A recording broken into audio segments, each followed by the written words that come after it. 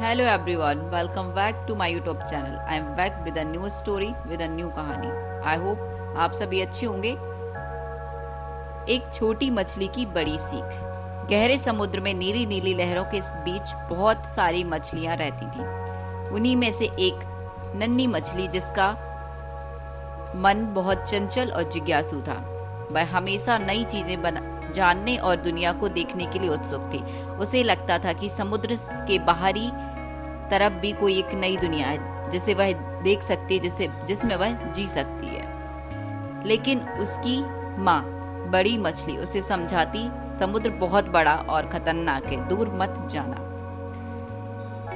पर छोटी मछली को यह बात समझ नहीं आती. उसे लगता था कि बाहर की दुनिया जरूर बहुत रोमांचक होगी. एक दिन उसने फैसला किया कि वह अकेले समुद्र की गहराइयों में घूमेगी. वह धीरे धीरे अपनी झुंड से दूर जाने लगी. रास्ते में उसे कई तरह की रंग बिरंगी मछलियां, सीप, कोरल और अजीबोगरीबों समुद्री जीव दिखाई दिए. वह बहुत खुश थी और सोच रही थी कि मैं माँ बेवजह डराती है. जैसे जैसे वह आगे बढ़ी, समुद्र और गहरा और सुनसान होता गया. अचानक उसे एक बड़े साए का अभाव हुआ. वह मुड़कर देखने लगी तो उसकी आंखें डर से फटी रह गईं. एक विशालकाय शिकारी मछली उसकी ओर तेजी से बढ़ रही थी. छोटी मछली को समझ नहीं आया कि अब वह क्या करे. उसने पूरी ताकत से भागना शुरू किया, लेकिन शिकारी मछली बहुत तेज थी.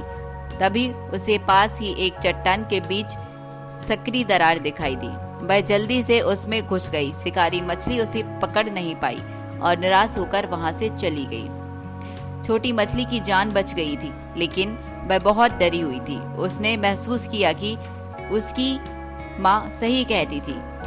वह भागते हुए अपने झुंड के पास वापस आई और बड़ी मछली से लिपट गई और उसने रोते हुए कहा, मुझे माफ कर दो. मैं बहुत बड़ी गलती करने जा रही थी. अब मैं कभी भी आपकी बातों को नजरअंदाज नहीं करूंगी.